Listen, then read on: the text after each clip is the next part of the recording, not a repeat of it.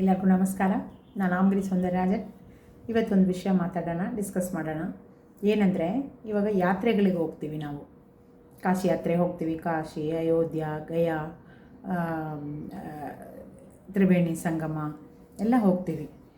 ಆಮೇಲೆ ಚಾರ್ಧಾಮ್, ರಿಷಿಕೇಶು, ಬದ್ರಿ, ಕೇದಾರ್, ಆ ಥರ. ಅಂದರೆ ಕೆಲವರು ಕಾಶಿ ಎಲ್ಲ ನಮ್ಮ ಕಮ್ಯುನಿಟಿ ಹಿಂದೂಸ್ಲಿ ಎಲ್ಲ ಕಮ್ಯುನಿಟಿಯವರು ಹೋಗ್ತಾರೆ. ಆದರೆ ಕೆಲವರೆಲ್ಲ ಬದ್ರಿ ಹೋಗ್ತಾರೆ, ಕೇದಾರ್ ಹೋಗಲ್ಲ. ನನಗೆ ಅದ್ರ ಬಗ್ಗೆ ಏನೂ ಅರ್ಥನೇ ಆಗ್ತಾಯಿಲ್ಲ. ಏನಂದರೆ, ಬದ್ರಿದೊಂದು ಕತೆ ಹೇಳ್ತೀನಿ. ಬದ್ರಿನಾಥಲ್ಲಿ ಈಶ್ವರ ಪಾರ್ವತಿ ಅವರಿದ್ದ ಜಾಗ ಅಂತದು. ಈಶ್ವರ ಪಾರ್ವತಿ ಅಲ್ಲಿ ಕುಂಟೆ ಇದೆಯಲ್ಲ, ಅಲ್ಲಿ ಸ್ನಾನಕ್ಕೆ ಬಂದಿರ್ತಾರೆ. ಆವಾಗ ಒಂದು ಮಗು, ಸಣ್ಣ ಮಗು ಅಲ್ಲಿ ಕೂತ್ಕೊಂಡು ಅಳ್ತಾ ಇರುತ್ತೆ. ಪಾರ್ವತಿಗೆ ಮನಸ್ಸು ಒಂಥರ ಬೇಜಾರಾಗುತ್ತೆ. ಅಯ್ಯೋ, ಸಣ್ಣ ಮಗು ಯಾವುದೋ ತಪ್ಪಿಸ್ಕೊಂಡಿದೆ, ಅಳ್ತಾ ಇದೆ ಪಾಪ ಅಂತಾಳೆ. ಅದಕ್ಕೆ ಈಶ್ವರ ಹೇಳ್ತಾರೆ, ಅದು ಕಪಟ ಮಗು, ಅದರ ಹತ್ರ ಹೋಗಬೇಡ ಅಂತ ಹೇಳ್ತಾರೆ. ತಾಯಿ ಮನಸ್ಸಲ್ವಾ, ಇವ್ರು ಕೇಳಲ್ಲ.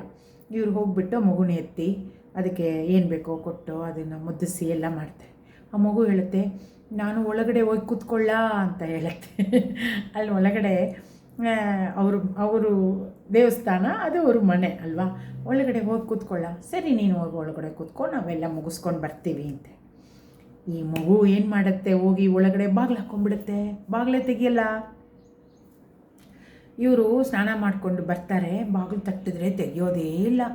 ಸರಿ, ನೋಡಿದ್ರು ತೆಗಿತಾನೇ ಇಲ್ಲ ಅಂತ ಅಂದ್ಬಿಟ್ಟು ಅವರು ಹೇಳಿದ್ರು, ಈಶ್ವರ ಇದು ಕಪಟ ಮಗು ಅಂತ ಹೇಳಿದೆ ಅಲ್ವಾ, ನೋಡು ಅಂತ. ಅವರು ಕೇದಾರ್ಗೆ ಹೊರಟೋಗ್ತಾರಂತೆ. ಹಂಗೆ ಹೋಗಿ ಅಲ್ಲಿ ಕೇದಾರಲ್ಲಿ ಇದ್ದಾರಂತೆ. ಇದನ್ನು ನಮಗೆ ಒಂದು ಪಂಡಿತ್ಜಿ ನಾವು ಹೋಗಿದ್ದಾಗ ಹೇಳಿದರು. ನಾವೆಲ್ಲ ಕಡೆ ಹೋಗಿ ಬಂದ್ವಿ.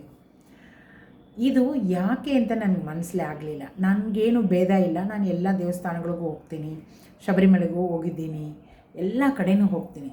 ಏನಾದರೂ ಇರ್ಬೋದು, ದೇವರು ಎಲ್ಲರಿಗೂ ಒಂದೇ ಅಲ್ವಾ. ಇದ್ರ ವಿಷಯ ನಿಮಗೆ ಯಾರಿಗಾದರೂ ತಿಳಿದ್ರೆ ನನಗೆ ತಿಳಿಸಿ. ಯಾಕೆ ಬದ್ರಿಗೆ ಹೋದವರು ಕೇದಾರ್ ಹೋಗಲ್ಲ, ಯಾಕೆ ಹೋಗಬಾರ್ದು ಅಂತ ಅಂದ್ಬಿಟ್ಟು ತಿಳಿಸಿ ನನಗೆ. ನಾನು ತಿಳ್ಕೊತೀನಿ. Thank you.